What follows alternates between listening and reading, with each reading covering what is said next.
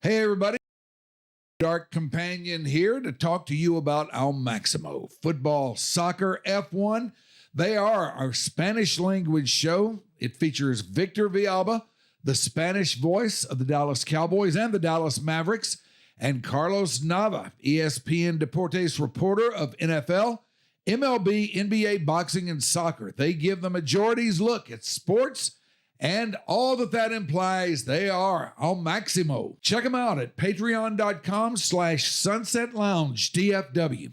Nobody would have thought that I would be the one. Rhyner, sports talk. Baseball, baseball, baseball, baseball. Oh, with the big mic. Oh, okay. All right, yeah. Okay, now I get it. We had a lightning strike, boys. What happened over there, Grego? We had a little lightning strike right outside the window.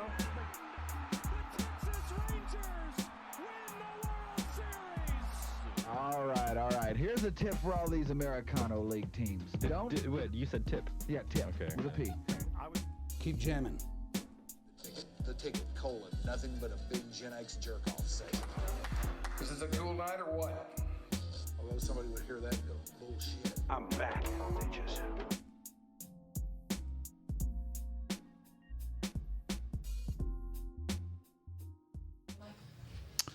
Hi, everyone.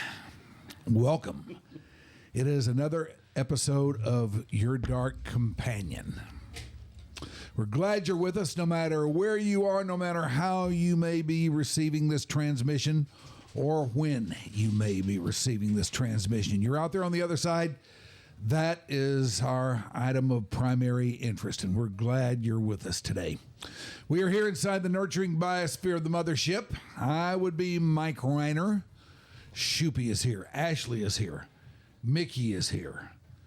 Becca is not here, but she will be, I think. She's physiologically incapable of that, so it's not that. I don't know how that happened. Sure you don't. That was weird. Misfire. Well, it is the, what is this, the 11th? Sure. 10th of February. And we are on the first day past the Super Bowl. Yesterday, no doubt, you were transfixed. I was transfixed. We were all transfixed because that's what they tell us that we're supposed to do. And that's how they tell us we're supposed to be. So we'll get into that a little bit today. We got our first look at our first extended look, I guess. We're 3 games in now after the makeover of the Mavericks. So we've had 3 games to check this thing out, and we will discuss what we've seen. But with us today, we're very excited to have him back. He is a second-timer here on YDC. He is Pugs Moran. Oh my goodness. What a second time. Do I get a gold jacket or anything like that for this? Not This yet, is not no. yet. Was You're that on your way, 5? though. 5. You're Okay. on your way. All right.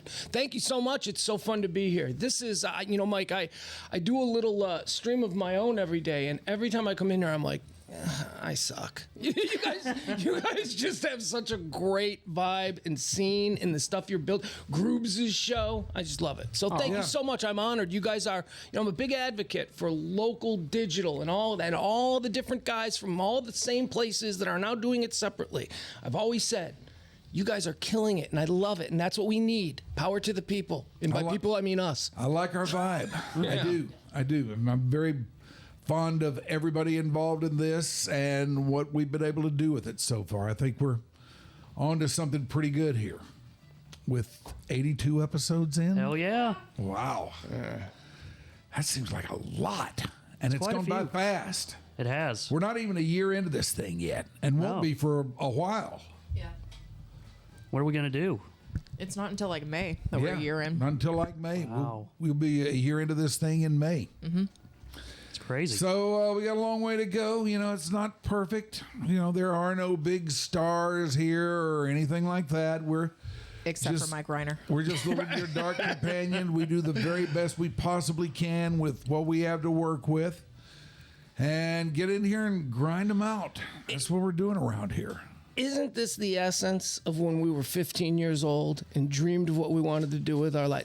Not dealing with sales guys and can you come out on Saturday to this car dealership or why did you say that? This, you boil it down. This is the essence. Hanging out with your friends and screwing around. Yeah. That's when I learned from listening to a guy named Steve Dahl that you could get paid and make good money doing that. I was hooked. And I don't know about for you, but for me, radio, and we'll call it corporate radio, kind of kicked my soul in the nuts. You know, it's like I lost. But now this, what I do every day, I do a stream every day on current events. I got 100 people to listen every day. That's it. But those people are there every day for 3 years. And I don't make a dime doing it. I struggle, but I am happy. And that is really what it's all about. Yeah, that is. I mean, this is really something you do because love of the game. Yeah, because you love the game. You love the game, but you don't like what started to surround the game. Right. Yeah. Yeah. What you had to go through to do what you love while you were in the game. And this kind of takes all that away, and this is the real essence of it. What you're doing there and what we're doing here. I also it's cool. I also appreciate in the way like selecting your sponsors.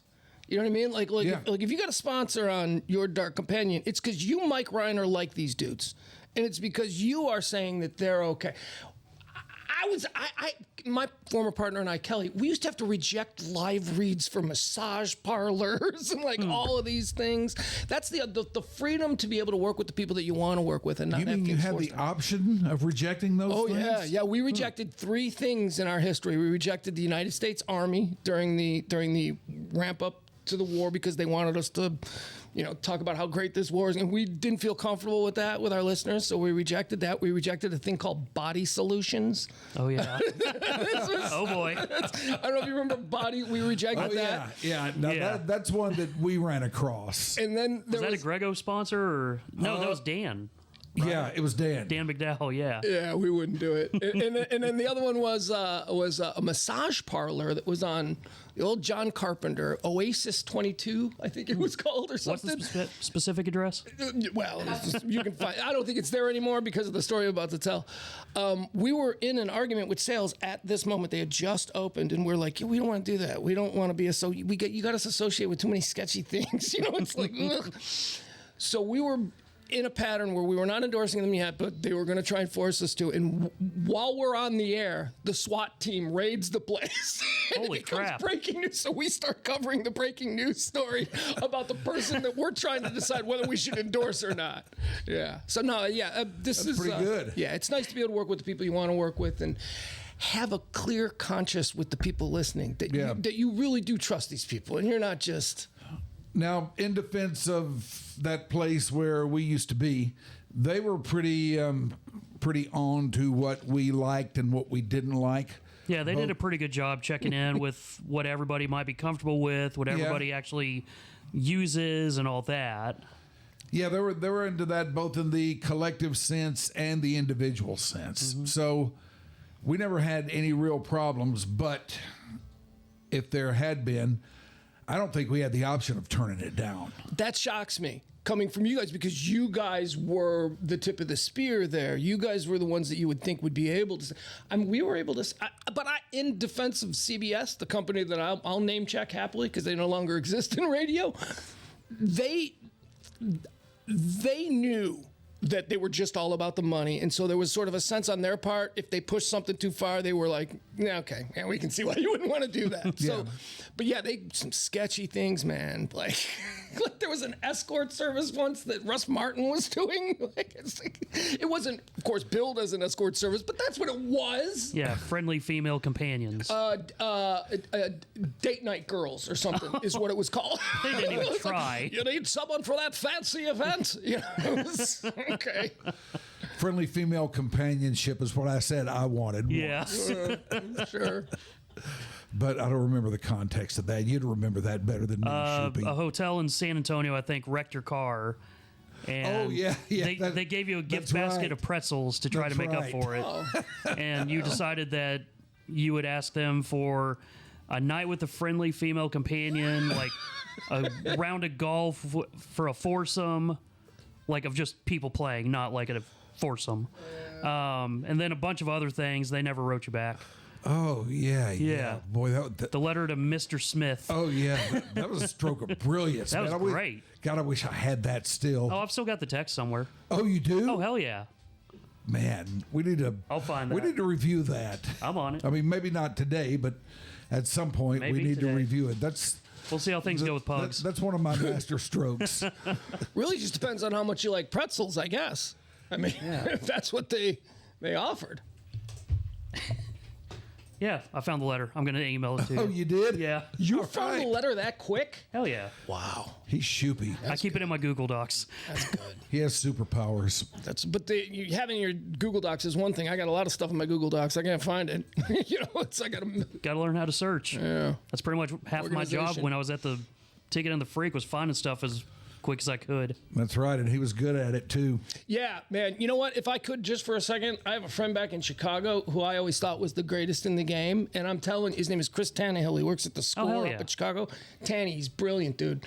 I would love to get you two in a room together. I've heard great things about him. Yeah, he is brilliant, and you are every bit as good. Oh, yeah.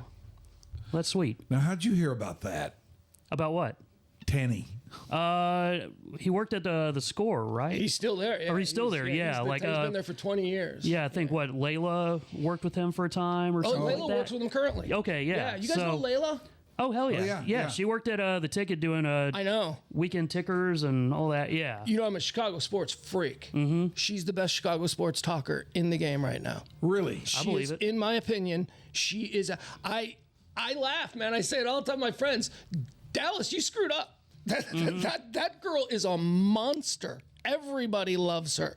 My buddy is a guy named Mitch Rosen who runs the Score. I introduced him to his wife. That's how far back in radio we go. But she does TV. So she was on NBC5 in Chicago, and then Mitch had her doing middays. And then she got too big with the TV, so she left. And now she does 3 days a week on the midday show. It's called Layla Wednesday, Thursday, Friday, because everybody loves her so much. Wow. And Mike, I'm not kidding you. She is my favorite football sports take artist in the game. She's smart. She's conscientious. She's funny. She is great. And she came from here, and you guys had her. I know. We did. She didn't even get to do a weekend show or anything. Yeah. She's so great. And she's representing Cowboys and Mavericks really good up there in Chicago. Yeah. So. Did everybody enjoy watching the Cowboys in the Super Bowl yesterday? Do we have any Super Bowl? Mike, who did you pick? Did you have You know, I didn't come on here and give a pick, and I really wished I would have. Yes, I do too. I went back and forth on this, and there was something about each team that I couldn't get around. With the Chiefs, it was just what they are, the whole Mahomes thing. It's unlikable. It's very unlikable. Yeah. To me, anyway. Yeah. There was that. But with the Eagles, I was just absolutely blown away by their playoff run. I mean, they came to play every single minute of every single game. And it seemed like objective number one for them in every game was to go out there and kick the first ass. Get on the scoreboard first and then don't let up. And that's the way they did it. That's the way they did it yesterday, too. Yeah. Well, it was throwback. That's what I loved about it. 2025, look, you can have all the Jamar Chases and Joe Burrows you want, but if you don't play defense in a Super Bowl game, I'm sorry. I'm from Chicago. I'm a defense wins championships kinds of guy, right? That's what I believe. And to see a dominant defense like that, and Vic Fangio, I love that guy. I mean, that's a guy who never wanted to be a head coach, but they were offering him jobs so much. Yeah. He went, all right, I'll try it. And he hated it in Denver. His name would come up for jobs all the time. He did try it once and said, screw this. He was terrible. I was better off where I was. His players absolutely love him. I mean, he was the Bears DC for a number of years. And when we lost him to Denver, he went and became head coach at Denver. That defense dropped. I mean, we had Pagano come in after him, who was also good, but he ain't Fangio. Fangio, I was so happy to see that old man win that thing last night because that's a true lifer. in the game of football.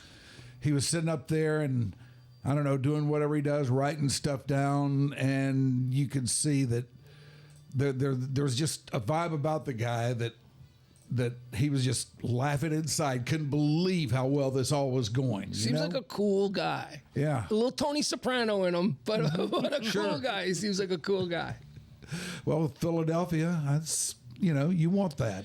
What did you, can I just, because I watched the game last night with a bunch of people over 35. Okay. The youngest adult there was about 35, 36.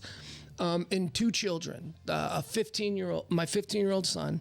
Everybody else was mostly my age, 40 and up. So the halftime show comes on. And I don't want to jump ahead to any topic that you want to get into. But my 15-year-old son, for the first time in his life, had so much power. He was the only one in the room who could point out who was who. All of us old people were like, is that Kendrick or is that somebody else? He had so much. What did you think, Mike? You're a music guy, you're an entertainment guy, and you're a sports guy. Give me your take on that halftime show. I needed somebody like that around me last night. Because I was freaking lost. I knew I would be because I don't know anything about Kendrick Lamar's music. I know the name of the guy, and that's really about all I know. That whole genre is not really my bag. There's some of it that I pick up, rotely or whatever, that just kind of sinks into my consciousness just from being around it. But for the most part, it's just not my bag. It doesn't really appeal to me, and hence I turn away from it generally. And I did not know one song. Not only did I not know one song, I couldn't even tell where one song stopped and the next one started. Yeah. Who was the guy just dancing around with Kendrick? That's the guy. I don't know. My son knew. Yes, he's some guy who was also he's like Kendrick's hype guy. It's like some weird hip hop name. Is he Easy E or something like that? No. It's like Flow Dog or somebody like it was somebody. And then another one was SZA. We're all like, who's that? And like, Mike, did you even recognize from the sports world? Did you recognize Serena Williams? No. I didn't either. I was like, that looks so much like Serena. Thank you. I looked then at all of a sudden, like I saw multiple people confirming, that was her. Because Drake used to date Serena, and then he wrote a song or at least a lyric dissing her husband and stuff later on, and it's just it's so me, there was a lot of Mike, petty and trolling and all that. For me, it was so off the radar screen that she might be there that I was just not prepped for it. Well, just might be someone who looks like her. Yeah, I don't know. Okay, so she's lost a ton of weight, obviously. She looks good because she does not look like she did when she played. So I was watching, and I'm like, is she retired? Yeah. I'm like, is that Serena? Like that girl looked to be her doppelganger. She did that retired pro athlete thing where you ever see like an offensive lineman 2 years after they retire. You're like, what the hell happened to you? You mean Tom Brady? Oh. How about, all right, so what was the other, the jeans. The jeans that he was wearing, Kendrick Lamar, was apparently a big hit with all the ladies. Mike, did the jeans do anything for you? I noticed the jeans. Throwback bell bottoms. Those I noticed. And I thought, I think I've seen those somewhere before, but boy, that's really weird. In your closet. From 1980. That's what I thought. I don't have any back there now, and if you want, I'll take you back there and let you see for yourself. We're going. We want to see the shirt collection too. I don't have any of those back there now, but there was a time. And they're back, because I'm telling you, from everybody in the room watching that, all the girls were like, where do I get those jeans? My mom made a comment about it. She was like, oh, I like his jeans. I'm so glad he's wearing nice cut jeans. So, Mike, are you, because I, middle-aged man, I was not aware of I barely know Drake. I don't. Are you aware of that whole thing? Because I had to have my 15-year-old explain that to a room of 50-year-olds last night. No, I'm not. So What's the deal there? Are they feuding? well, not only are they feuding, but the song of the year, which is another song that I don't know, not like us, not like us, it won all the Grammys. It's big. That's why Kendrick is doing the halftime show because he got this big song. It's a diss track that accuses Drake of being a pedophile, and it's the #1 song in America, which I didn't think was allowed, but apparently they're doing it. And Well, I mean, It was such a strong diss that Drake has sued Kendrick Lamar oh yeah. for something. Wait, but didn't Drake come back with a diss track too? I Yeah, don't and it remember went if it was nowhere. Nobody cared. Kendrick was Yeah. first or It Drake did was nothing. first. Nobody Yeah. cared. And Drake's bodyguard got shot in front of his house because of this whole thing last year. I didn't know that. Some Kendrick fans Lord. drove by Drake's house in Toronto and shot his bodyguard. I mean, this is a real feud that is now culminating in Kendrick Lamar being venerated as this incredible. And Drake is like, but he's calling me a pedophile. It's like, I've never seen anything like this before. Isn't And Drake, so the NFL thinks this is a good idea to skirt around the edges of this whole thing by putting one of these guys on the halftime show of the Super Bowl. okay, did you see the 4 girls that were all dressed in white that he was like taunting everybody, saying that he Should I sing it? Yeah, Should I it? Like he sing was it? the whole bit of that halftime show was, is he gonna do the song or not? That again, 15-year-old in the room had to explain that to me. That it was almost like this Greek play, this Greek drama that was playing out. And yeah, the girls where he's like, should I sing it?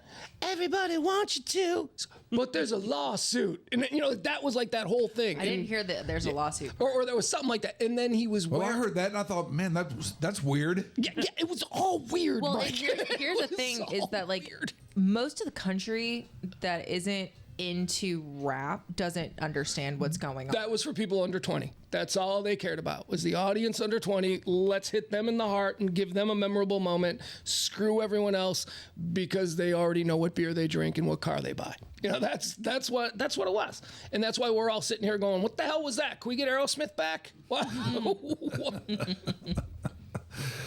Oh God, let's not bring Aerosmith back. Whatever we do, let's don't do that. I'm fine with Usher again. I thought that was great. I don't know. I think Prince singing Purple Rain in Miami in a rainstorm is like the greatest Super Bowl halftime moment. That was amazing to me. So everything else is, You can't really do much better than that. no, I think everything else is going to be second place. Yeah.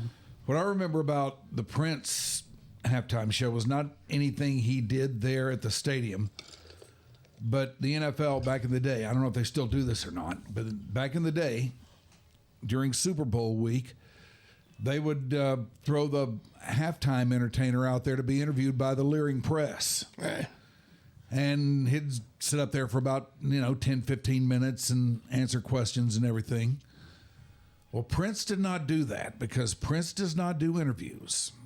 He came in there and acted like he was going to do it. And this was in a small conference room, too. He came in there and acted like, sat at a table like he was going to do it. Somebody asked a question. He got up, a curtain came down. His band was set up behind him. He picked up a guitar and played for about 15 minutes. And I was no further away from him than I am from Shoopy right now.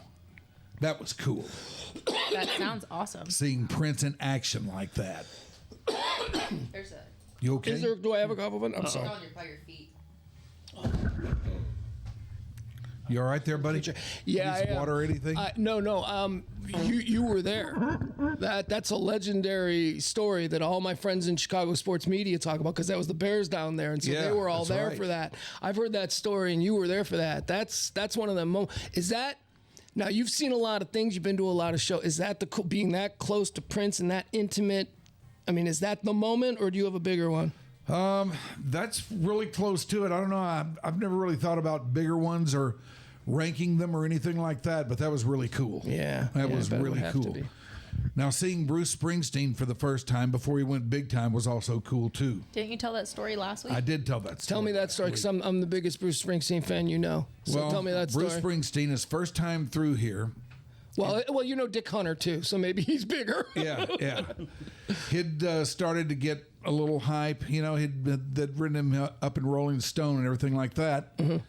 And I read it and I thought, So we're talking like 78, like darkness, not darkness, like Nebraska kind of. We're talking 71, 72. So pre-Born to Run and. Oh yeah. Okay. I mean, we're talking right from the first, man. Anyway, there was a place over on Lemon Avenue. The building still stands. I can't think of what it is now, but it was called Gertie's. And it was a rock and roll joint that occasionally would book, some pretty well-known on the way up acts. It's the first time I saw Little Feat was there. And I'm a big Little Feat nut. Anyway, I was driving by there one night, and up on the marquee, it said, "Tonight, Bruce Springsteen." Who? And that triggered, wait a minute, I know that name. And then I put together, that's a guy I was reading about in Rolling Stone who's killing it on the East Coast. So, okay, I'm going to drive in there and see what's going on. And I went in, and I knew the door girl well enough to where she would let me in. And counting the help and me, there were like 9 people in the joint or something like that. I mean, there was nobody in there, yet he and the E Street Band, the first edition of the E Street Band, were up there playing like they were playing for 90,000. Let me ask you this, because in the history of Bruce, there is this moment. Was this pre-Clarence, or was Clarence there? Clarence was there. Clarence was there. Okay, so this is the real beginning of the real E Street Band. This is the real beginning of it. Okay. But that was pretty cool to see. But it was. Yeah. Did you? I mean, in that intimate of a setting, was there any kind of? Did you feel any kind of? Did you make eye contact or say, "Hey, Bruce"? Or, I mean, was there any? Because when you got 9 people, and I know it's an unfair thing to say, because at this point, he's just some indie guy, lugging his own gear. And it was so intense, and I think everybody was so intimidated that they weren't even crowded around the stage like they would be now. I mean, they had a big area out in front of the stage, was kind of a dance floor or something, Did he have to do that humiliating thing that singers do with "Come on, everybody, come on up to the front"? No.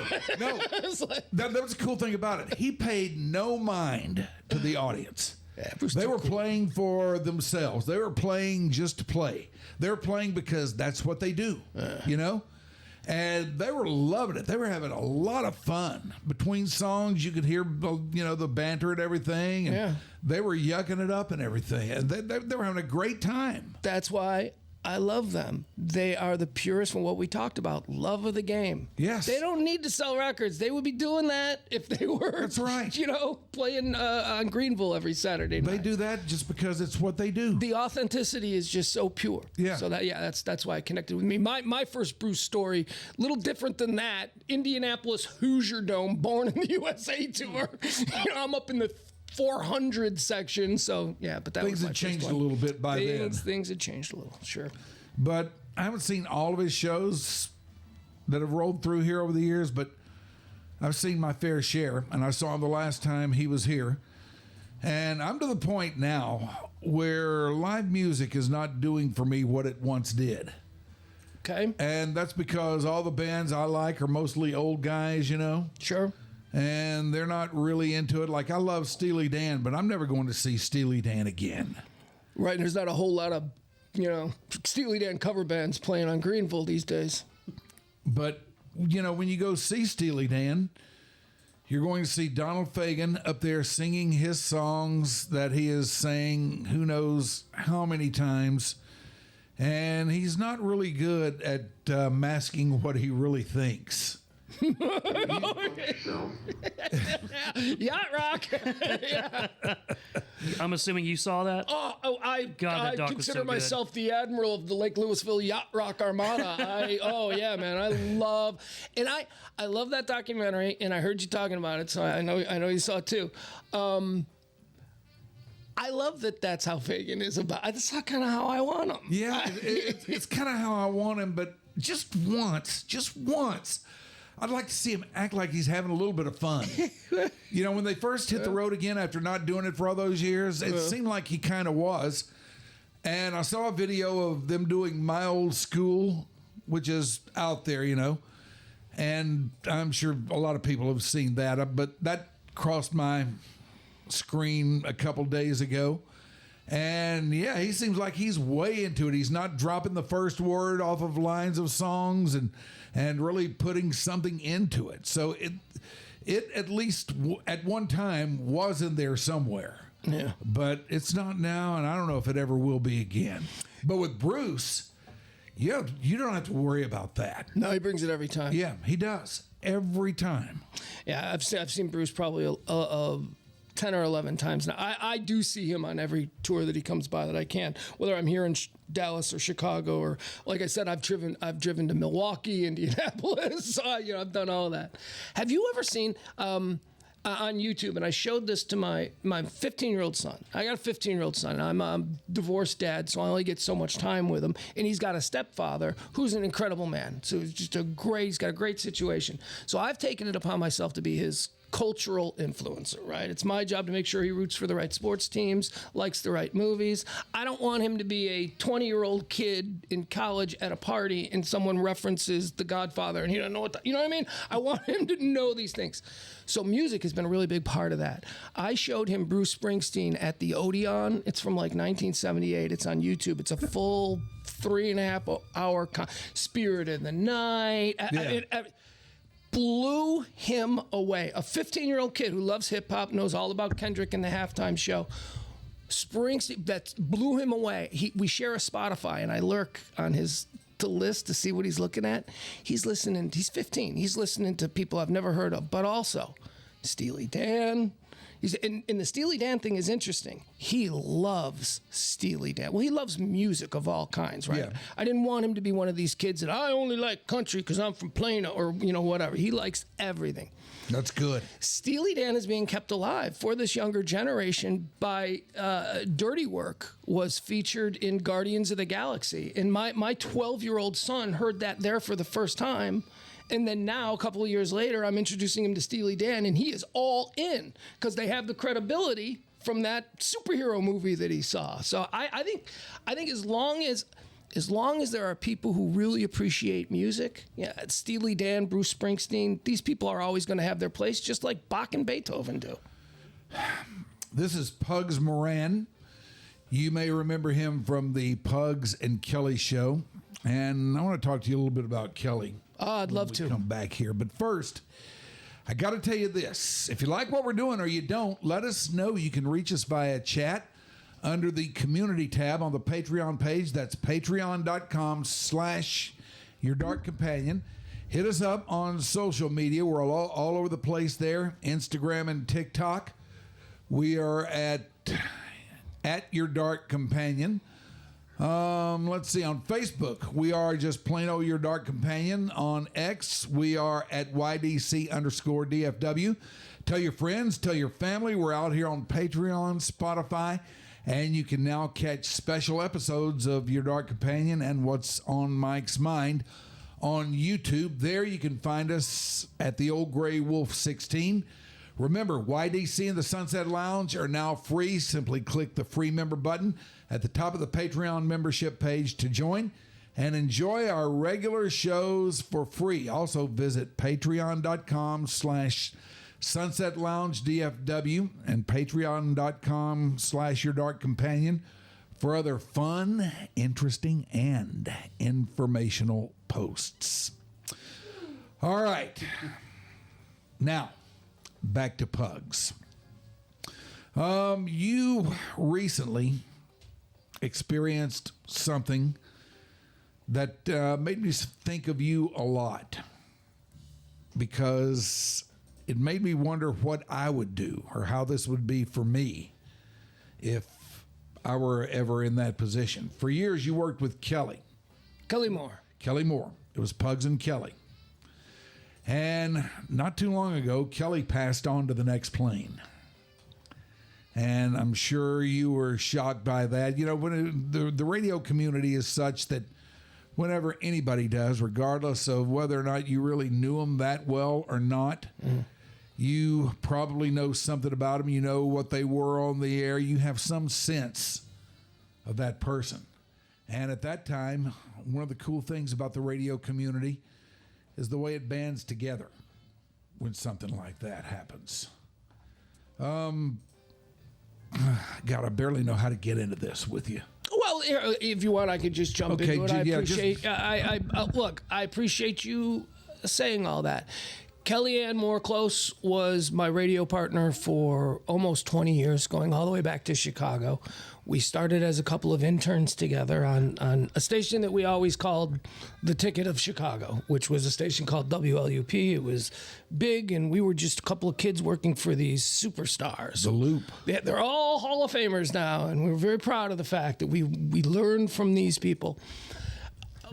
Every so often, as you see with the Ticket, you know, sometimes the interns get promoted and they matriculate their way through the process, and all of a sudden they're hosting an afternoon or a weekend show or an overnight show or something like that. So Kelly and I were lucky enough to have been two people from two different shows who were sort of on this path of doing their own thing. And it was a guy named Reed Reeker who would eventually become a program director here in Dallas. He built 105.3 where we were here. Yes. Reed said, I need a 6 o'clock show. This is 1997. He said, I need a 6 o'clock show after Doll. And he offered it to Kellyanne Moore Close. And Kelly said, I can't do a show by myself. She, at the time, was the executive producer for Steve Dahl. So they were essentially robbing the afternoon show of their executive producer and female voice and saying, let's give her own show. So she didn't know what she was going to do. She was scared shitless. And just by happenstance, I'm sorry, you can swear here. Of course you can. Hell yeah, you can. So anything goes here, man. So by happenstance, I had left that station and was working on the morning show at the alternative rock station. And I was driving home from dinner with my then fiance, and Kelly's show was doing a contest, the Steve Dahl show. And I knew the answer, and as a joke, I picked up the phone and called. You never expect they're going to answer, right? I mean, I'm like, I don't know what side of the caller thing you've been on, but, you know, it always is a busy signal. Oh, yeah. Or you just do it as a joke. She picks up, like, on the second ring, and she goes, do you have your answer? And I go, it's Ray Romano. And I remember that was the answer. And she goes, Pugs? Because apparently I have a recognizable voice. And I go, yeah. And she's like, oh, my God, I've been trying to get a hold of you. Did so-and-so tell you? I'm like, no. And she's like, we have to have lunch. And I'm like, okay. So we had lunch the next day. I had recently been fired, or the morning show was fired. I decided to go with a guy named Mancow. Anyway, so I was recently out of work. By the way, I know all these names. Oh, well, I'm sure you would, yeah. And they all know your name, too. So, you know, that's how that works at that level. She said, I was offered a show, but I would really like to do it with you. And I was... what? It's Maggiano's restaurant in Chicago. I'll never forget it. And I'm like, who? What? Okay, I want to do a show too. What? You're just an intern or a producer like me. How are you? And she's like, no, Reed wants me to do a show. Let's have dinner with Reed tonight. And it all happened over 24 hours. And I went from being unemployed because of this woman.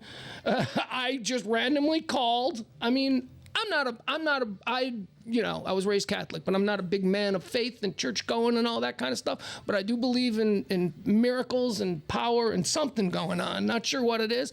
That was that moment. That's kismet there. That was that moment. I just picked up the phone and I said, you know what? I'm going to goof and maybe fuck with my old radio station a little bit. And she answered. And not only did she answer, but she said, I'm going to change your life after lunch tomorrow. So we'd been together since 1997. We came to Dallas. I'm an only child raised by a single mom. I have no brothers, no sisters. She was the closest person in the world to me next to my mother.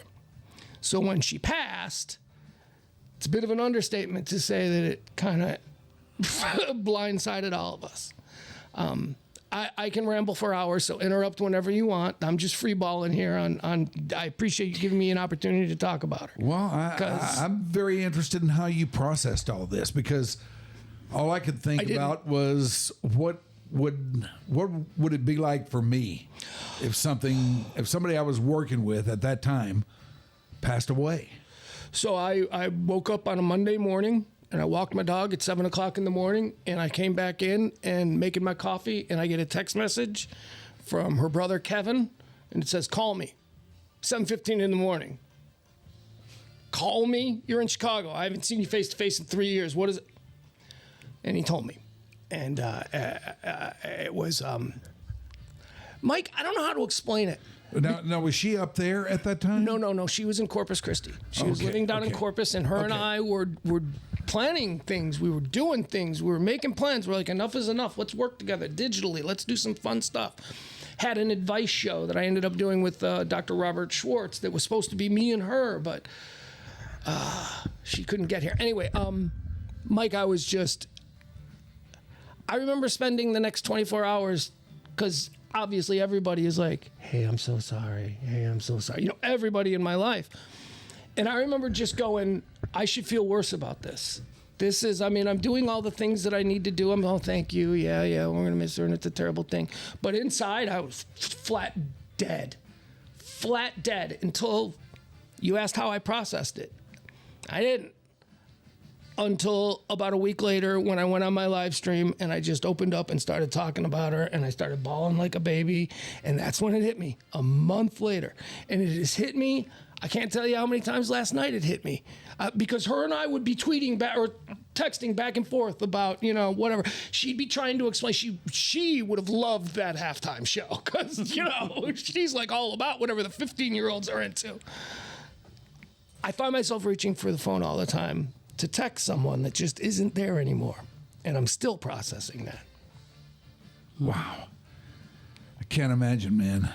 Because, you know... Well, if you've lost a brother or a sister... Yeah. I mean, you develop that kind of relationship with people that you work with. Not only... when you do something like this. Our whole bag was say the thing about yourself that no one else will. Don't let anyone be able to say anything awful about. Say it first. Divulge everything. You fought with your husband last night. Let's hear about it. She went through a divorce on the air, literally from happily married to now. They divided up their stuff on the air, which was so wild. But that's who she was. She wanted people to know who she really was. She was authentic. I'm sorry. I like I said, I can ramble on and all. About her. She was so brilliant. She was so fast. I am not funny. What I am is entertaining. I can be like comical and I can rant and I can say crazy things. But if I don't have a sharpshooter sitting next to me with that one line to just kill the room after I've been an ass for 2 minutes, that's who she was, and I'll never have that again. She did it in a female way. She did it in a way I was comfortable with, being raised by a single mom. You know, I love her in a way that I will never have back. And so thank you for letting me talk about it. But I do want to say one thing. And I don't mean to shift gears, and I know you might have questions. But that's why everybody, not just me, loves when you're with Greg. Because nobody really knows about what went on between you guys. All we know is the product that you put on the air for so long and how much that resonates with people. Yeah, you've heard it. People have come up to you. I was sick. I was going through chemo. You guys got it. So when you guys doing this stuff now, I can't ever do it, Mike. I can never have that again with her. But you guys can. You guys can fight. You can disagree. You can, friends fucking hate each other about shit. Yeah. But it's the other stuff that I don't know. So you guys, man, keep cooking, bro. That is just because I'll never have that again. And there'll come a time when you won't either, or he won't either. Yeah, God forbid. I know.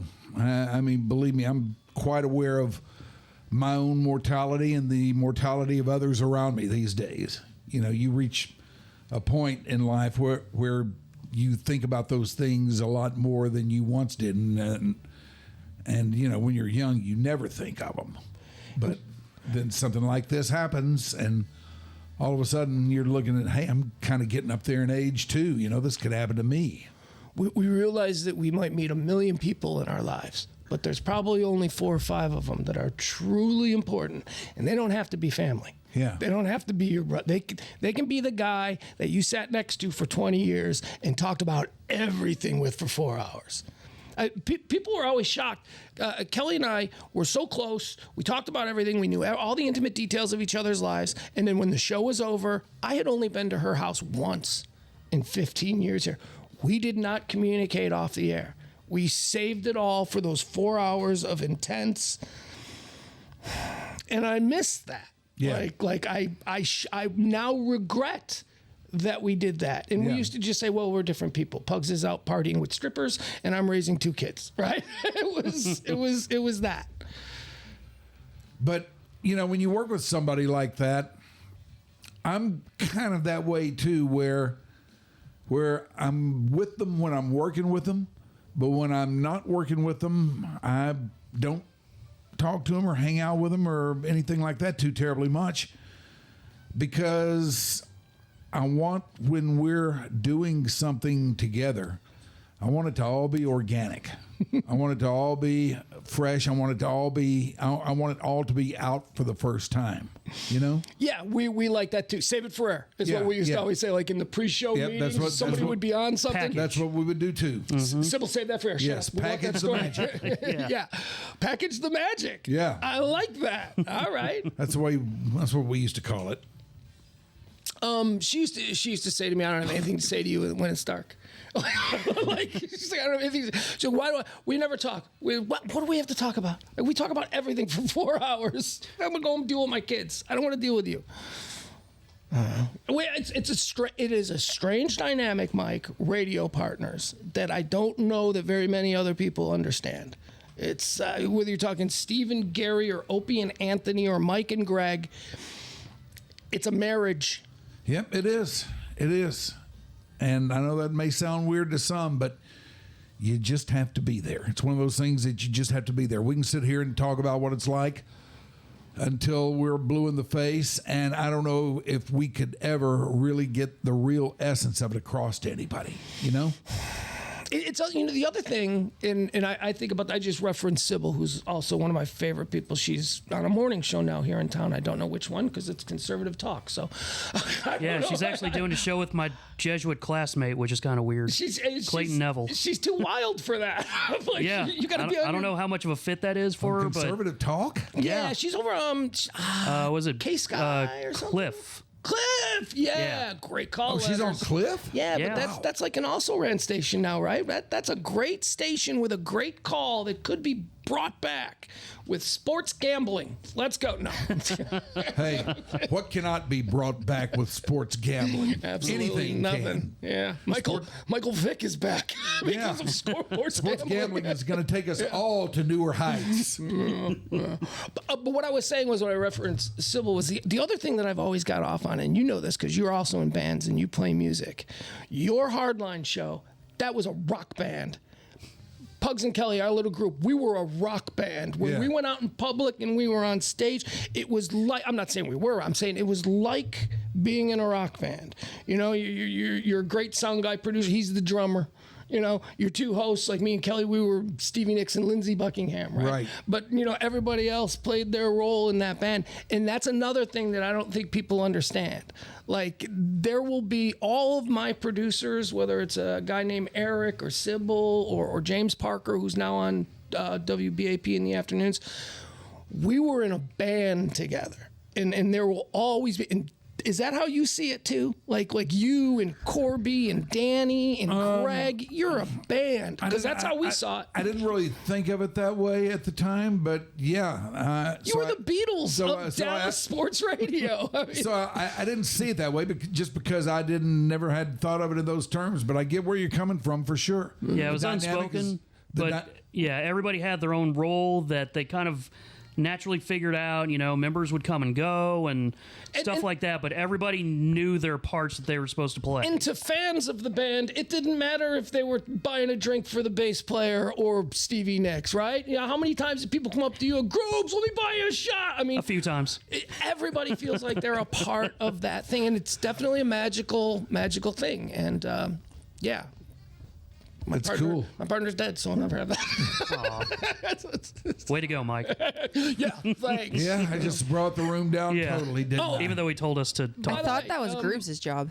I should probably talk about, because this hasn't been made, how she died. Like, you know, that's the thing that everybody wonders. She's a cross trainer, training for an Ironman. You know, she was a workout freak and had 0% body fat. You know, she was just...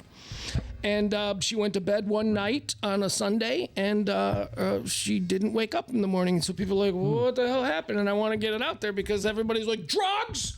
A healthy 50-year-old woman doesn't. I'm like, The official coroner's result is they cracked her open and they said coronary heart disease. that this perfectly healthy, who is a workout freak, who was just taken like that by coronary heart disease. So Did she have any idea that was going on? A lot of women end up dying of non-disclosed, what's the word I'm looking for?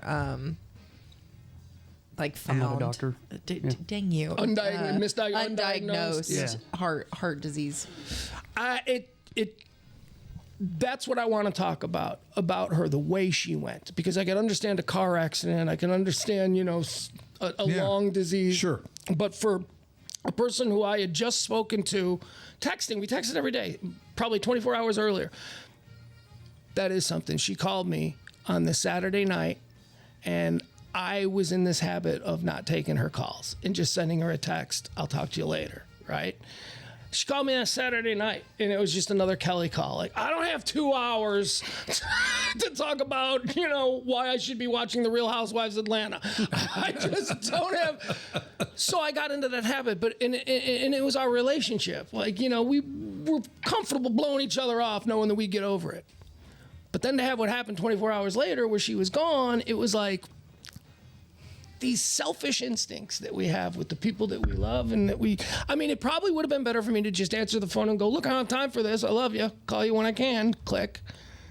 But I didn't, And then on Monday, she was gone. And Mike, you can plan, you can secure yourself with, checkups and all that stuff. But this thing is fragile. The fragility of life.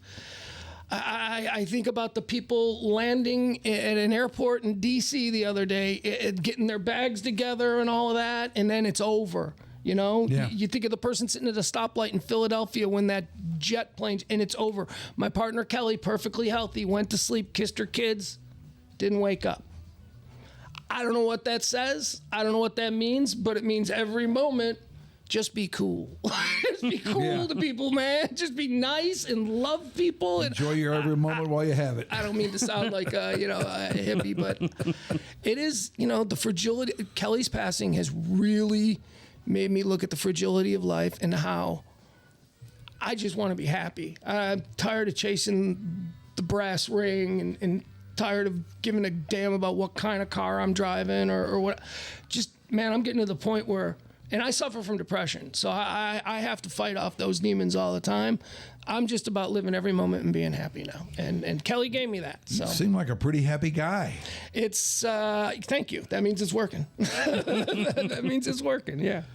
I mean, every time I've heard you on the air or, the times that our paths have crossed and the last time you were here and today. Well, I get to You perform. seem great, man. I performatively rant on my current stream, but that's me being. It's more of a Lewis Black kind of a thing, and it feels good to just scream about, whatever. It's at the end of the day, I'm exhausted, but it feels good, and it makes me nicer in traffic. When I get all of that out, I don't care. Cut me off, whatever, dude. I just ranted for 2 hours. Now, if one wanted to find said stream, where would one find it? RadioMisfits.com. RadioMisfits.com. That's my platform. It's out of Chicago. A lot of podcasts on there. My daily stream is available there. Or, like I say, man, just Pugs Moran. Google search. Everything will come up. You just click, like, follow, subscribe. Thank you. All right. Got to check that out. It's entertaining, I'll say that. Look, it's not good. It's just me doing what I need to do to keep sharp in case, there's some kind of opportunity. I mean, I love the medium of conversational chemistry. I love that. So I scream into a camera every day. That's, I just... Well, you're good at it. That's how people know you. That's what they want from you. They want to hear you do that thing you do, whatever it is. Oh, thank you. Let's see. There were a couple of items that we were going to touch on. I know we were going to maybe bring up like the Lucas stuff. There's been more development since we were last on. There is. And I do have something I want to pose to Mike. I need the Magi to help me out with a child rearing issue at some point. Let's do that. Yeah. All right, let's do that. Oh, really? Okay. Yeah. All right. Here we go. On the spot. I got a 15-year-old kid who I love with every fiber of my being, but there's also nobody that I hate more in this world than my 15-year-old son. And I know it's by design. He's able to do that to me. He's in my head. I know how to manipulate him too. As I said earlier, I've taken it upon myself to sort of be the cultural influencer in his life. I don't want him to be a dummy. I don't want him to just be a meathead. He loves sports. He's a football player. He needs to be well-rounded. So, music, film, all that stuff. Sports, very important to me and very important to my son. I think that a father hands his love of teams down to his son. Sure. And if that chain is broken, then I got to deal with my dead grandpa in heaven or whatever. Why is your kid rooting for the Rangers? He should be a White Sox fan.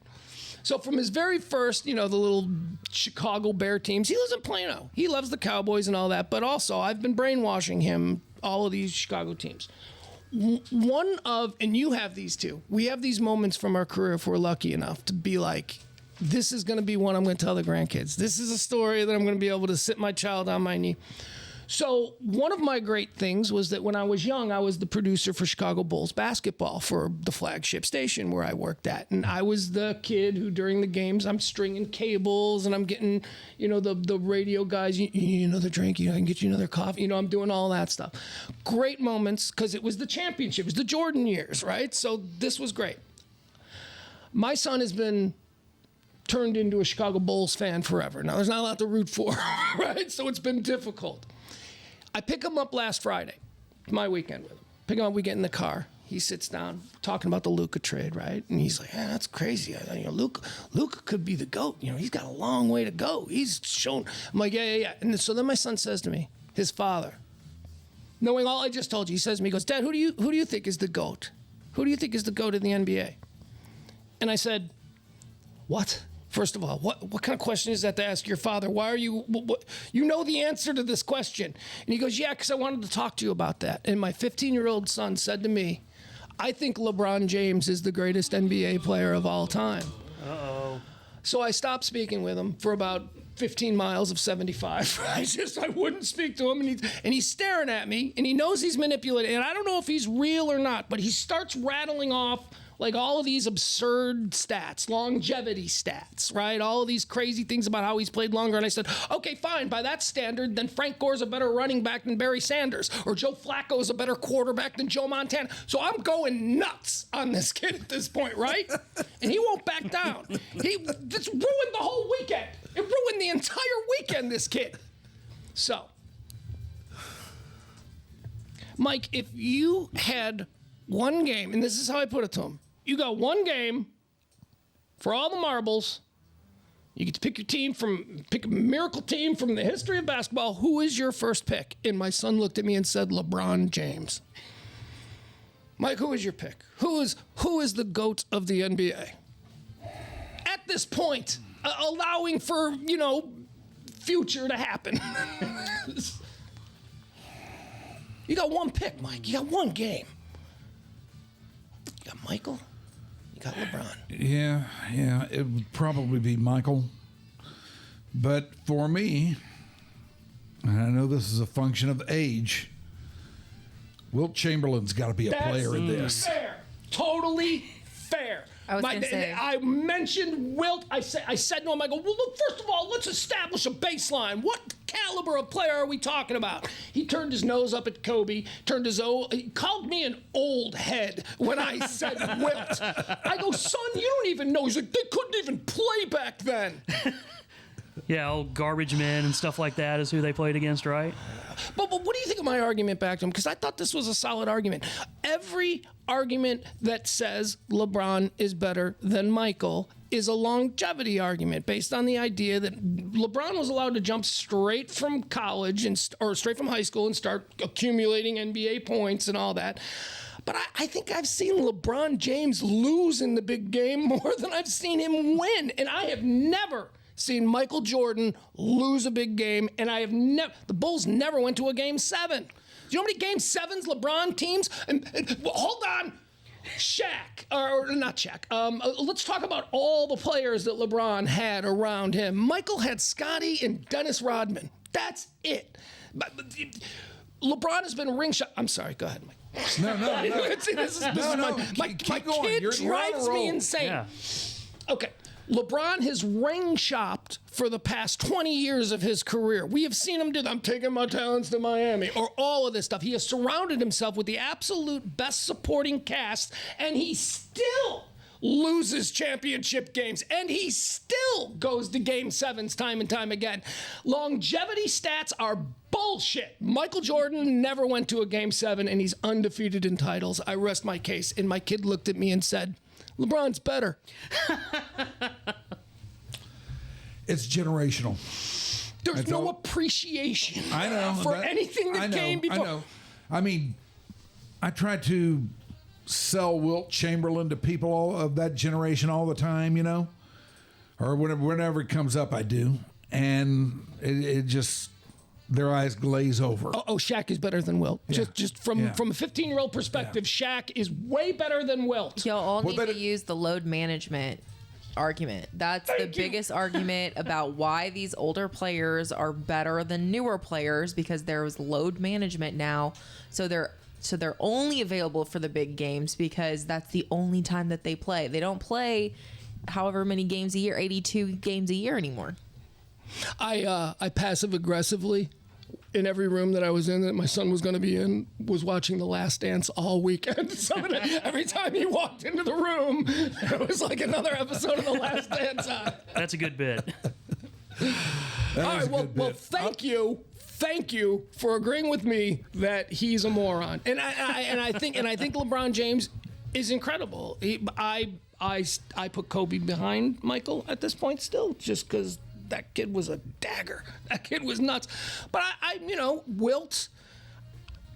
My first love was Dr. J. Yeah, That guy transformed the game for me. It's a hard sell if you didn't see him. Right. Yes. But if you did see him, you have no idea just how dominant he was, but what an athlete he was, too. A lot of people think Will was just nothing but a big stiff playing against a bunch of white guys who were way, way less skilled and way, way undersized compared to him. And to a certain extent, that is true. But if you watch Wilt play, you see what an athlete he is. And you also see that Wilt's skills would translate into any generation. Wilt can come into the league right now. Yeah. And I don't know if he'd dominate, but boy, he'd be a player. Wilt Chamberlain? He would come in as a top 5 player in the NBA right now. I can say that for Wilt Chamberlain. I will say that for Ted Williams in baseball, and I will say that for who was the other guy that I was going to go with? Walter Payton in football, or Jim Brown in football. I'm sorry. Yeah. Those three guys, man. If they played today, they would be every bit as good. The other argument that I got into with my kid was I told him about a guy who he's never heard of, and hell, maybe you guys have, but I'm sure you have. Cookie Gilchrist. Do you remember Cookie Gilchrist? Looky, here comes Cookie. There it is. Cookie Gilchrist in a game. I remember I called my son a couple of weeks ago, and I called him. I was watching the history of the NFL, and I go, listen to this. Listen to this player. This dude named Cookie Gilchrist, who you've never heard of, he took the opening kickoff and returned it for a touchdown. Okay? Then he was also the kicker. He kicked off the ensuing kickoff, made the solo tackle, forced the fumble, recovered the fumble. On the next play, he took a 5-yard scamper into the end zone as a running back to score a touchdown. Then he kicked the extra point. And I told my son, I go, that was one player in a 1962 Buffalo Bills game. And you know what he said to me? Yeah, my high school team could probably beat that team. Good Lord. I mean, that's like the Doak Walker era. At least he didn't cool story bro you. Oh, he does that a lot too, except when he really wants to hurt me. And then he plays up in Plano, and he's very good. His team's good, and he's very good. But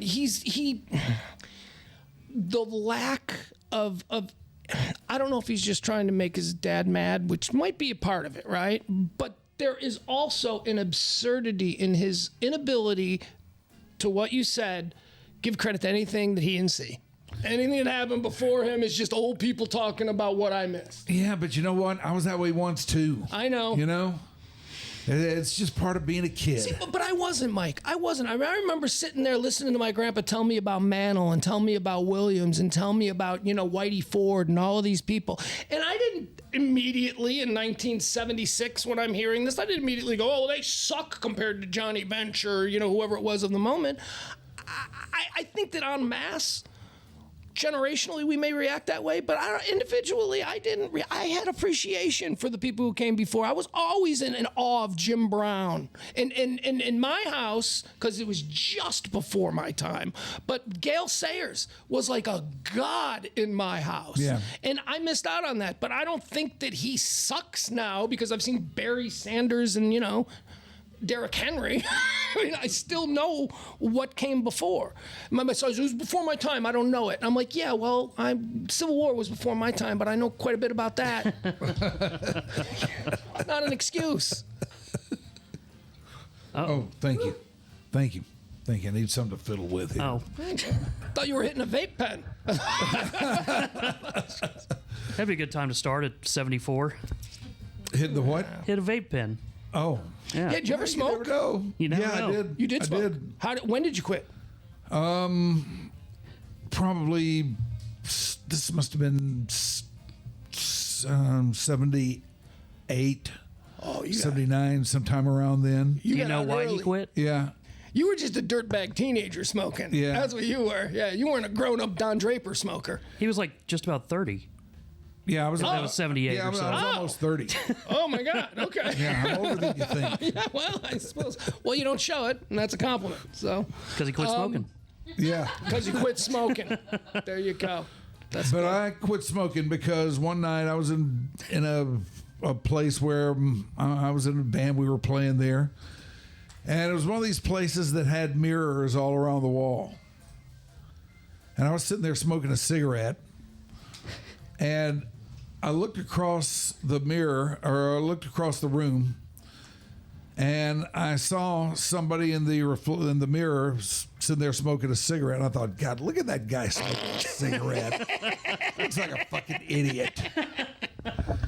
And then I realized Your disdain for your fellow man may have saved your life. well, actually, it was my disdain for me, because not long after that, I realized I was looking at me in that mirror. And I put the cigarette out and said, okay, I'm done with that. No more. Nicotine got me young. I had a baseball coach. I was a catcher. I had a baseball coach who told me to remember the pitch count. I had to put a wad of chew in my mouth. I'm like a little kid. And for strikes, I spit in the dirt on the right, and for balls, I spit in the dirt on the left. And first of all, that's a horse shit idea, because it all gets mussed up and you can't count that way.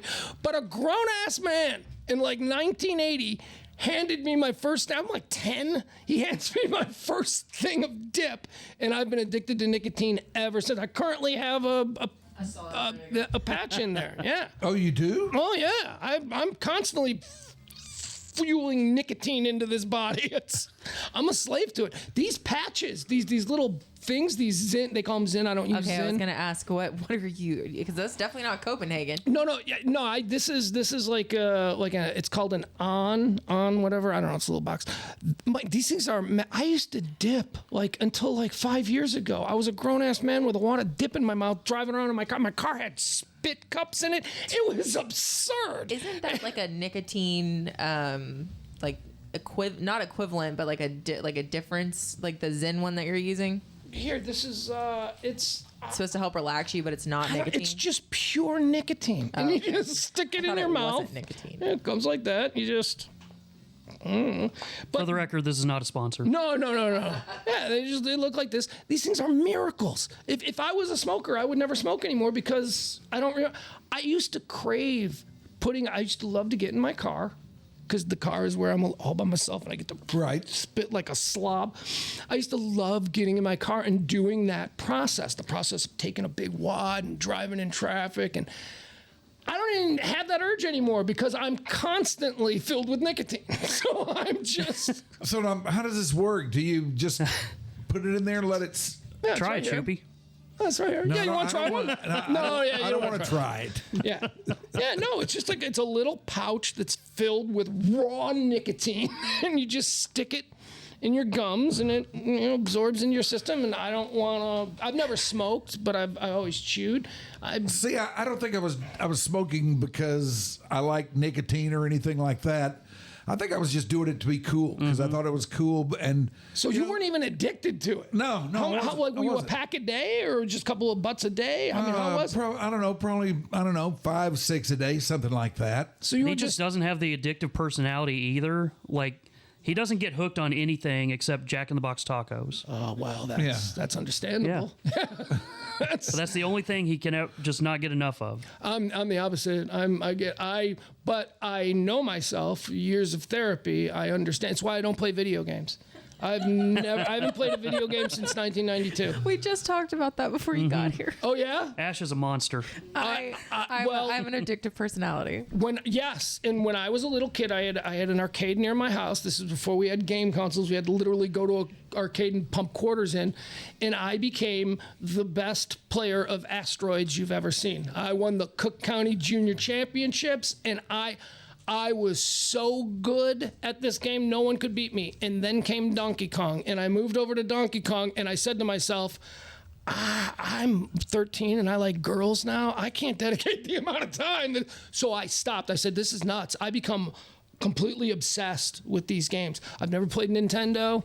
I've never played Madden, none of these things, because I know. Actually, that's not true. Rockstar Games, which is a big gaming company, they had a deal with us when Kelly and I were on the air. And so we got the games first. And so they had to give me like an Xbox console.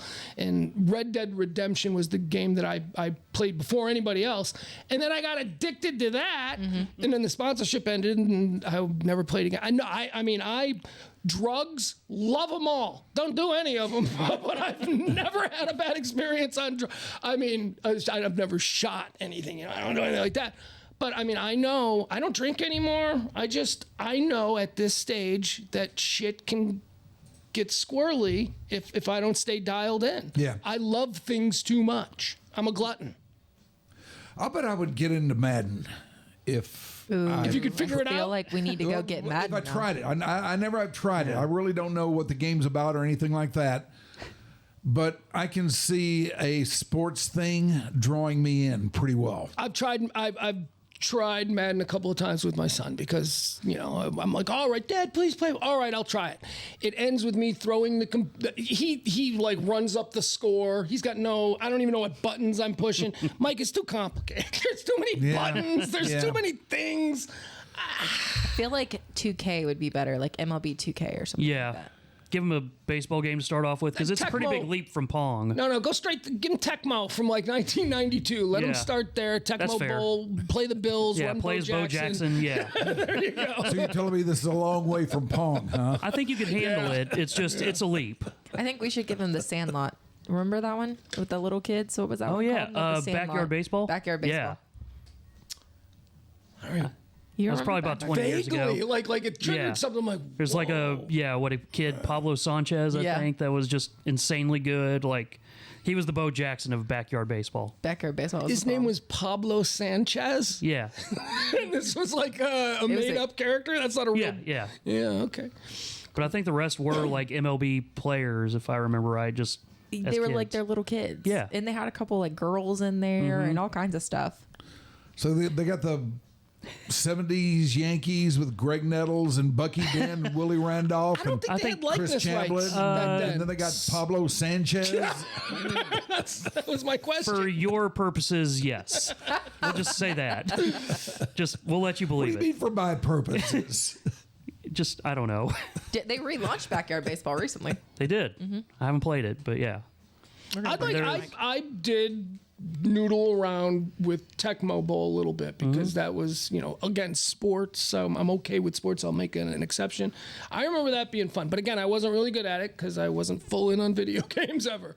But I do remember the Bo Jackson. Like, if you played Bo Jackson in that game, no one could beat you. Yeah, just immediate touchdown run every time. Just every time. So I think you would have fun with that.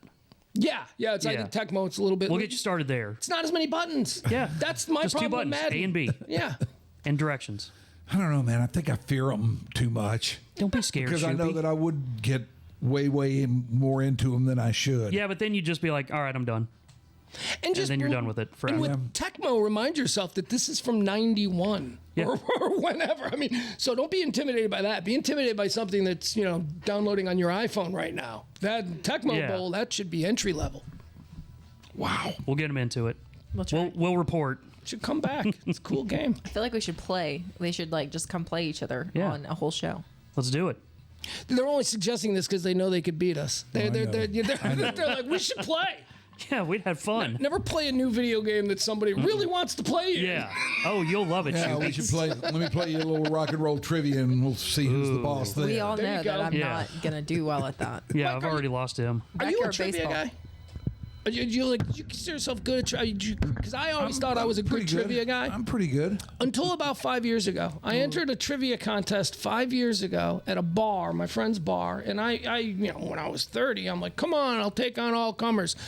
I realized that I don't know shit about anything that happened in the last 15 years as far as pop culture goes. Do you have to keep up? I have such a blind spot now with trivia. I'm going to have some gaps in my knowledge with a lot of things, too.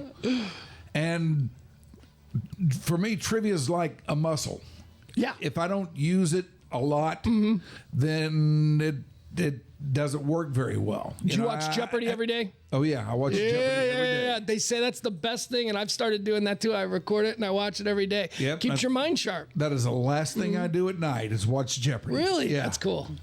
But yes, I'm a huge Jeopardy guy. Some of those people that they have on that thing are just unbelievable. I know. It makes you feel dumb. Yeah, it does. It does. There was the old comic joke about, remember Jeopardy was always blocked in with Wheel of Fortune? Yeah. So you'd go from Jeopardy to Still Wheel is. of Fortune, and it's like the hardest thing to like a bunch of dummies who can't figure out the words that are right there. Yeah. I mean, the worst sound for me in any given day is Wheel of Fortune, because that means Jeopardy's over and it's time to go to sleep. Making a note of that. No, don't make a note of that. Too late. See, this is why he's the devil. Hi. I was just trying to be funny and There's look a at drop. it, I know. what he's doing. We're This is what you collecting do. new drops. We're working on it. It's a process. It is a process. Pugs, Oh. you were outrageous, quick. man. Oh. Thank you for doing this again. Oh, please. Seriously, it means a lot to me to just, be able to hang out with you because, I'm a fan. So there you go. I've always said that. I feel like I kiss ass. I Yeah, if there's appreciate anything that. about you, it's that you're a kiss ass. Yeah, well, That's what we've it's one of the learned. reasons we don't Yeah. like you. Yeah. Shucks. You're a trip, man. You bring all kinds of fun stuff. Like I had all kinds of places I was thinking this might go today, but it was better to follow your road. Felt very easy, very kinda like- natural. And I yeah. think that's what we like to do around here. That's what we love. Like when we have skin on, we just kind of know, like with guys like you, we can pretty much just wind you up and go. You know what though? I mean, I really did. I mean, this AD thing. What do you think of this AD thing? We get him for 48 hours, and now he's back on blocks. What? As advertised, man. I mean, that's exactly what they told us. The way they told us it would be. He's a great player. I don't know if you watched the game the other day, Hall but of man, Fame quality. he was sensational. Yeah, he was electric. at that. And you could tell what a difference he's going to make in this thing if He's and only if he can stay out there. Because I mean the team's going to be different now. The team's going to be different, but I don't think it's going to necessarily mean that it's going to be any worse. Yeah, it's not like they're tanking. It's just They're trying to win such a now. Hell I mean, move. that's yeah. Nico Harrison's whole thing is that this could win us the title this But year. are they? I don't know. It's hard to know what they're doing. I don't have the heart in it like you guys because I wasn't born and raised a Mavericks fan, but I am a Mavericks fan. And this is like Ryan Day. Ryan Day, the head coach of Ohio State, 4 months ago was being run out of town after they lost to Michigan. And then he won a title. I mean, what if Nico delivers a title? I mean, is that going to be okay? Mike, will that make Mavericks Nation okay if you get a title this year, but Luka's gone for the future? Because if you're saying yes, you're telling me you're more into the hope of what Luka could bring than actual hardware. I don't think it will. I think there will be a lot of people who are going to be butthurt forever by this. And I think there are going to be some people who are going to turn away from the Mavericks, and it's going to take years. Even if they win. Even if they win. It's going to take years of them being year in, year out contenders to get them over this. And there's also going to have to be some justification on the other end. Like, there are a lot of things, as we all know, that the Mavericks didn't like about Luka. They didn't like his conditioning. I've heard that they thought he drank too much.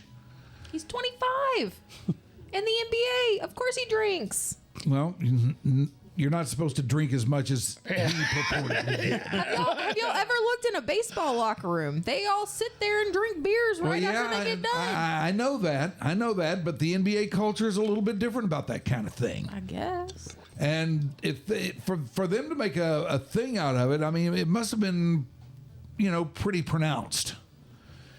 And honestly, none of the other players seem to tore up over the fact that he's gone. Well, I'll bet he was a pretty tough guy in the room. This is so I listen to almost exclusively sports talk radio from Chicago because those are my teams and those are my friends there. So I listen every day. I can tell you that in the city of Chicago, everybody thinks Luke is an incredibly talented player, but a total D-bag otherwise. Like, his reputation around the league is, that guy's insufferable. What a jerk. That's the out-of-market attitude of Luka Doncic. Everybody is still shaking their heads at the trade because nobody can believe the trade. Yeah. But he's not a well-liked guy in the NBA. He's kind of a jerk. And I suspect that inside those four walls, they saw him that same way. Yeah, maybe. But hey, look, I just talked about Michael Jordan, biggest D-bag in pro sports history. Nobody liked Michael. But, if you win, we'll let that slide. And just for the record, I know that I'm the one who always said Luka was not going to stay here. And I didn't think he was, but I didn't think it would be like this, I thought he would leave because he would get tired of what they were putting around him on the floor and he would leave as a free agent. I didn't think they would ever trade him. Wow. And I'm, I loved watching the guy play. I love the player. But I always got the vibe off of him that there was some things around him that were not terribly squared away, and apparently that's the case. It is interesting, as you pointed out, that, and I hadn't really thought about this until you just said it, but there hasn't been a whole lot of players on his team that are going crazy. Derek Lively posted a really great tribute, and Kyrie was tributes are stuff. one thing, but breaking bad on ownership because you feel they've done. But do you break bad on ownership after they've made this trade? Because now you're not safe. I mean, that's what Joel Embiid said. Was it Joel Embiid or Anthony Townsend? Or somebody there, Anthony Edwards. Yeah, Anthony Edwards. They were like, we're not safe anymore. Like, we thought that some of these places where we're staples, we were safe because our fan base loved us. We were producing great stuff for these people. But now instead, one of the biggest names in the NBA has been traded, and nobody understands why, because the Mavs aren't tanking. They came off an NBA championship, but he was fair game. Well, that makes the rest of us fair game too. I mean, to me, at that point in time, if you're somebody that's here, you think, oh, well, okay, if I speak out too heavily on this, I might not be safe. Well, what this should emphasize for them and for us and for everybody else is trades are part of the game. Well, trades happen. We forget that it's a business. And the most important thing that I've always been reminded of in my career, everybody's replaceable. Yeah, that's right. No matter who you are. But I think that's where Mavs fans did get a little bit spoiled with Dirk, is he not only stayed the whole time, he won the championship without a real star supporter, and that's what I think they at least we envisioned with Luka. Even if he had left of his own accord as a free agent, that would be different. But like at least everything he said publicly is, yeah, of course I'm going to sign the Supermax. Of course I want to stay and do the Dirk route and all that. Where the championship that we would have gotten with Luka, if it had ever happened, would be so much sweeter than whatever this almost super team that Nico might be trying to bring together is. I think is kind of the then in that case, thing. the anus is on us. The anus. The anus is on us and everybody else for thinking that just because you had one guy who is a white Euro who could really, really shoot and stayed all those years, that now that you got another one, he's going to do the same thing. They are two different animals here. Do you think we're kind of spoiled in general, though? Because I know players go other places, but I feel like the staples of Dallas tend to stay in Dallas. I mean, Jason Witten. I mean, I know he spent the last year of his career with the Raiders or whatever it is, but we have longevity guys that end up staying here for a long time throughout the entire sports scene that we have here. And you take Luka at face value without all the things that were going on behind the scenes that were apparently rubbing some people the wrong way. And yeah, he could have been that guy, but you can't take those things away. And apparently somewhere along the line, somebody just had enough of it. I also think that, the eye test, we here as fans, we don't get to know these people. I mean, I think all of us have been lucky enough to spend a moment with Dirk and see what a kind of an individual he is. It's unfair to Dirk and Luka are two completely different people. Yeah, and their they are. image in this town are completely different. Luka, you don't go up to. Dirk, you should feel comfortable going up to him because he has never shown anything other than being this big, beloved Sesame Street character in this town. Luka was never that guy. The big bird of Dallas. No matter how much we wanted Luka to be Dirk, they're two different people. But because they were cut so much from the same cloth and they became kind of joined at the hip in our eyes. When do they like each other? Do we know if they what did Dirk feel about Luka? I would love to hear Dirk's now that he's out of town. Luka's out of town. I would love to hear Dirk really talk about Luka. And everything I've seen is that they really do seem to have a lot of respect and is one thing, all that for each other. And warmth and no idea if there's admiration. love or admiration. I don't think you'll ever hear Dirk go down that road because he's just not. He's not that guy. Way. No. Yeah, and that's why we love Dirk. Yeah, he at least seemed to be willing to give Luka that runway to take over as potentially the best Mav ever, and Luka again publicly seemed to always show respect and love and everything for Dirk. I think that's a great point. Dirk always tried to kind of stay out of the way, And Dirk did tweet right after the trade was announced, with that one emoji. He made a tweet about it. Like, holy crap. Yeah. I don't speak emoji. What was the emoji? What was what did we take the from bug his eyes? tweet? It was I think the big eyes. Yeah, one. the bulging What does that eyes. mean? So what was Dirk saying with whoa. bug eyes? Holy crap. Yeah. Okay. Yeah. Right. It was a holy crap emoji. Yeah. I'll teach you emojis, Pugs. Yeah, well, good He luck. is the person to teach everybody about anything from Instagram to text messaging And Google Drive. and Google Drive. my kid uses TeamSpeak, and every text I get from him has some abbreviation. What is LMNAF? I don't even know what that is. Entire sentences he speaks that way. Emojis and abbreviations. Seriously? Yeah. AYFKM. What does that mean, Grooves? Are you effing kidding me? See, there you go. What was it? AYFKM. Yep, I've seen that. Is that because you're now a stepdad, or is that because No, you I've known that one for a speak while. Kid? He speaks kid. Yeah. He's young at heart. How do you do, fellow Shippy kids? speaks that language too. Well, that was fun. Yeah. That Thank was you, Bugs. fun. You were awesome as always, man. Thank you, sir. Thank you for doing this. Appreciate it. This has been your Dark Companion. Thank you very much for watching. If you like what we're doing, we would love for you to hit us at any one of those places that we mentioned earlier in this wingding and tell us what you think about this. We will be back with another episode on Wednesday. So check us out then. Bye.